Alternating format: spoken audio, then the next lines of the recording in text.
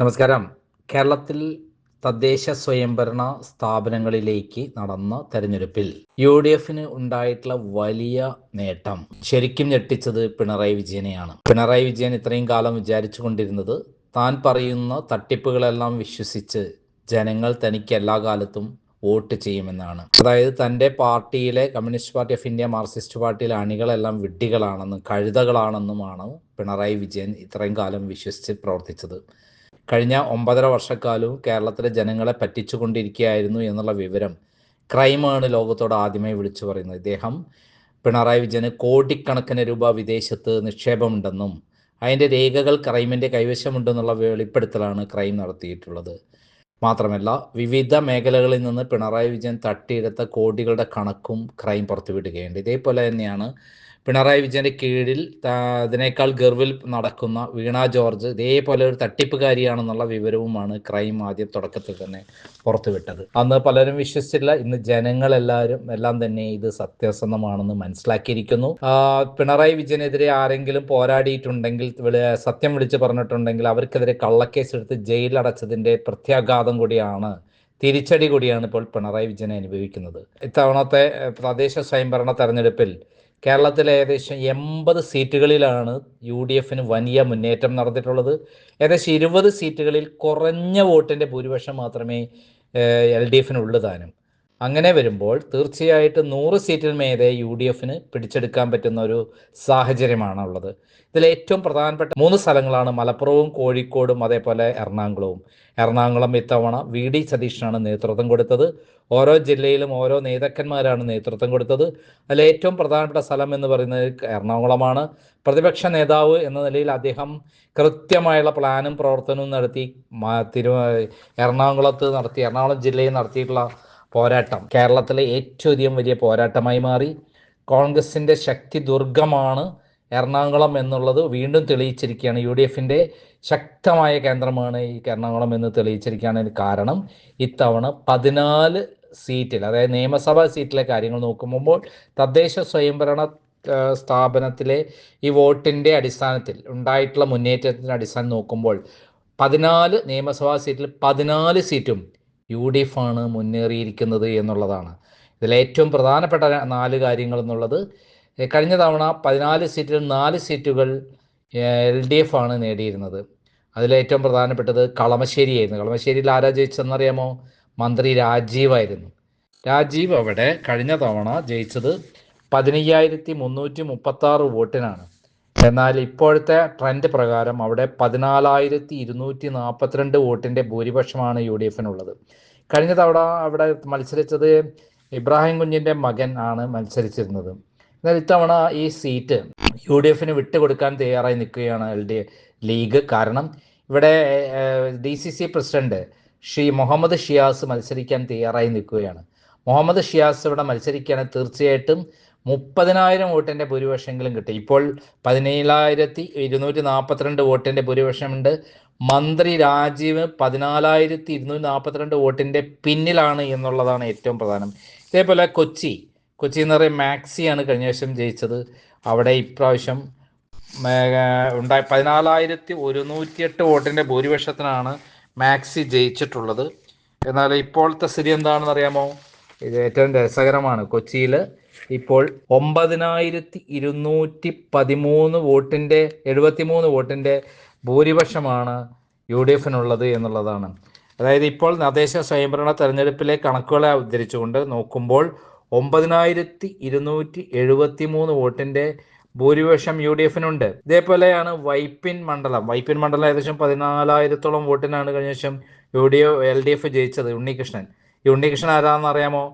പറവൂരിലെ ഒരു വനിതാ നേതാവിൻ്റെ വീട്ടിൽ പോയി പിടികൂടപ്പെട്ടതാണ് എന്നുള്ള വലിയ പ്രചാരമുള്ള ഒരു കാര്യമാണ് ഉണ്ണികൃഷ്ണനെ ആണ് പിടിച്ചത് എന്നുള്ള വലിയ പ്രചാരം നടന്നു. അയാളാണോ അല്ല എന്ന് പറഞ്ഞില്ല. KJ ഷൈൻ ഇതുമായി ബന്ധപ്പെട്ട് പല പരാതികളുമായി രംഗത്തെത്തി. KM ഷാജഹാനെ അറസ്റ്റ് ചെയ്തു. ഇതിൻ്റെയൊക്കെ ഒരു തിരിച്ചടിയാണ് ഈ മേഖലകളിൽ ഉണ്ടായിട്ടുള്ളത്. ഇവിടെ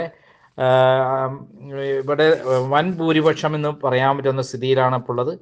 വൻ ഭൂരിപക്ഷമാണ് UDFന് ഇപ്പോൾ ഉണ്ടാക്കിയിട്ടുള്ളത്. ഏകദേശം 5,213 വോട്ടിൻ്റെ 5,300ഓളം വോട്ടിൻ്റെ ഭൂരിപക്ഷമാണ് ഇപ്പോൾ കാണിക്കുന്നത്. ഇതേപോലെ തന്നെയുള്ള ഏറ്റവും പ്രധാനപ്പെട്ട ഒരു സ്ഥലമാണ് കുന്നത്തുനാട്. കുന്നത്തുനാട്ടിൽ വൻ ഭൂരിപക്ഷമാണ് പ്രവചിക്കുന്നത്. അതായത് ഇപ്രാവശ്യത്തെ ഇലക്ഷൻ പ്രകാരം 12,874 വോട്ടിൻ്റെ ഭൂരിപക്ഷമാണ് UDFിനുള്ളത്. അവിടെ 2020യുടെ സാന്നിധ്യമുണ്ട്. കഴിഞ്ഞ തവണ 2020 പരാജയപ്പെട്ട PV ശ്രീനിജൻ 2715 വോട്ടിൻ്റെ ഭൂരിപക്ഷത്തിനാണ് എവിടെ നിന്ന് വിജയിച്ചിട്ടുള്ളത്? നമ്മുടെ കഴിഞ്ഞ വർഷം കുന്നത്തുനാട് നിന്ന് വിജയിച്ചിട്ടുള്ളത്. എന്നാൽ ഇപ്പോൾ UDF ആണ് അവിടെ വലിയ മുന്നേറ്റം കാണിച്ചു വെച്ചിരിക്കുന്നത്. 12,874 വോട്ടിൻ്റെ ഭൂരിപക്ഷമാണ് ഇപ്പോൾ കാണിക്കുന്നത്. ഇതെല്ലാം കാണിക്കുന്നത് ഈ അടുത്ത നിയമസഭാ തെരഞ്ഞെടുപ്പിൽ 14 സീറ്റുകൾ, ഇപ്പോഴത്തെ അവസ്ഥ 14 സീറ്റും UDF നേടുമെന്നുള്ളതാണ്. ഇപ്പോൾ അവിടെയുള്ള ഏതൊക്കെ മണ്ഡലങ്ങളാണെന്നറിയാമോ? എറണാകുളത്തെ ജില്ലയിലെ 14 മണ്ഡലം എന്ന് പറയുന്നത് അങ്കമാലിയാണ് ഒന്ന്, ആലുവ മുനിസിപ്പാലിറ്റി ആലുവയാണ് ഒന്ന്, തൃക്കാക്കരയാണ്, എറണാകുളം, തൃപ്പൂണിത്തുറയിൽ K ബാബുവാണ് അവിടെ ജയിച്ച ലാസ്റ്റ്. ഇനി അദ്ദേഹം മത്സരിക്കാൻ സാധ്യത കുറവാണ്, അദ്ദേഹത്തിന് അസുഖമായതുകൊണ്ട് മത്സരിക്കാൻ സാധ്യത കുറവാണ്. കളമശ്ശേരി, കൊച്ചി, വൈപ്പിൻ, പിന്നെ പറവൂർ VD സതീശൻ്റെ കുന്നത്തുനാട്, പെരുമ്പാവൂർ എൽദോസ് കുന്നംപള്ളിയുടെ അവിടെ 11,876 വോട്ടിൻ്റെ ഭൂരിപക്ഷമുണ്ട് ഇപ്പോൾ. ഇതേപോലെ പിറവത്ത് 12,714 വോട്ടിൻ്റെ ഭൂരിപക്ഷമുണ്ട്. മൂവാറ്റുപുഴയിൽ നമ്മുടെ മാത്യു കുഴനാടനുള്ള സ്ഥലത്ത് 14,487 വോട്ടിൻ്റെ ഭൂരിപക്ഷമുണ്ട്. കോതമംഗലത്ത് 14,137 വോട്ടിൻ്റെ ഭൂരിപക്ഷമുണ്ട്. അവിടെ LDF ആണ് കഴിഞ്ഞ വർഷം ഇപ്പം ജയിച്ചത്. ഏകദേശം 10,000-ഓളം വോട്ടിന് ജയിച്ച LDF ജയിച്ച സ്ഥലമാണ് കോതമംഗലത്ത്. അവിടെ 14,137 വോട്ടിൻ്റെ ഭൂരിപക്ഷമാണ്.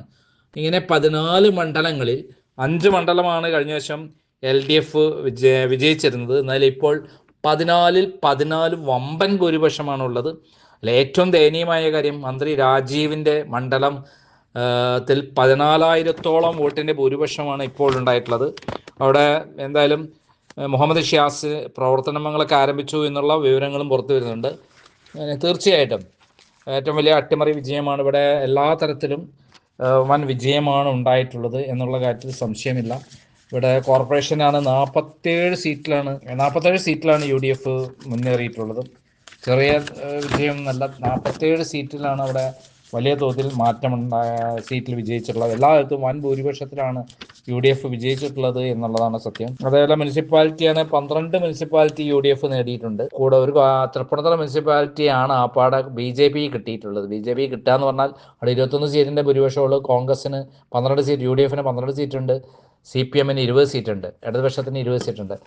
പിന്നെ ഏലൂർ മുനിസിപ്പാലിറ്റിയാണ് ആകെ പിടിച്ചു നിൽക്കുന്ന LDFനുള്ളത്. അത് വലിയ കാര്യമൊന്നുമല്ല. എന്തായാലും എറണാകുളം മൊത്തം തൂത്തുവാരി എന്നുള്ളതാണ് സത്യം. മൊത്തം തൂത്തുവാരി. അങ്ങനെ ഒരു തൂത്തുവാരിൽ CPM ഒട്ടും പ്രതീക്ഷയല്ല. നമ്മുടെ രാജീവനൊക്കെ പറഞ്ഞത് 82 ഗ്രാമപഞ്ചായത്തിൽ 69 ഗ്രാമപഞ്ചായത്ത് നേടി, മനസ്സിലായോ? അതേപോലെ 13 മുനിസിപ്പാലിറ്റിയിൽ 10 മുനിസിപ്പാലിറ്റി വൻ ഭൂരിപക്ഷം നേടിയിട്ടുണ്ട് UDF. 28 ജില്ലാ പഞ്ചായത്തിൽ 25 UDF ആണ്. 14 ബ്ലോക്ക് പഞ്ചായത്തിൽ 12 UDF ആണ്. ഈ വിധത്തിൽ വൻ വിജയം സമ്മാനിച്ചതിൻ്റെ പിന്നിൽ VD സതീശനാണ്. ഇത്തവണ ഏറ്റവും അധികം VD സതീശൻ്റെ എറണാകുളം കോട്ട, UDF കോട്ട തന്നെയാണ്. അത് മറികടക്കാൻ BJPക്ക് ഒന്നും കഴിഞ്ഞില്ല, ആർക്കും കഴിഞ്ഞില്ല. തൃപ്പൂണിത്തുറയിൽ പോലും നിയമസഭാ മണ്ഡലത്തിൽ UDFനാണ് ഭൂരിപക്ഷം, അവിടെ LDFനൊന്നല്ല. അവിടുത്തെ ഉദയംപേരൂർ നിയോജക മണ്ഡലം പഞ്ചായത്ത് UDF പിടിച്ചെടുത്തു എന്നുള്ളതാണ്. അതിൽ ഏറ്റവും കൂടുതൽ വോട്ട് ഉള്ള സ്ഥലമാണ് തൃപ്പൂണിത്തുറയിൽ. പിന്നെ മരട് മുനിസിപ്പാലിറ്റി UDFനാണ്, 19 സീറ്റ് അവിടെ പിടിച്ചെടുത്തിട്ടുണ്ട്. അങ്ങനെ ഒറ്റയ്ക്ക് അവിടെ ഭരിക്കാനുള്ള എല്ലാ ഇതുമുണ്ട് അവിടെ. അങ്ങനെ എല്ലാ തരത്തിലും UDFൻ്റെ വലിയ കോട്ടയായി മാറിയിരിക്കുകയാണ് എറണാകുളം.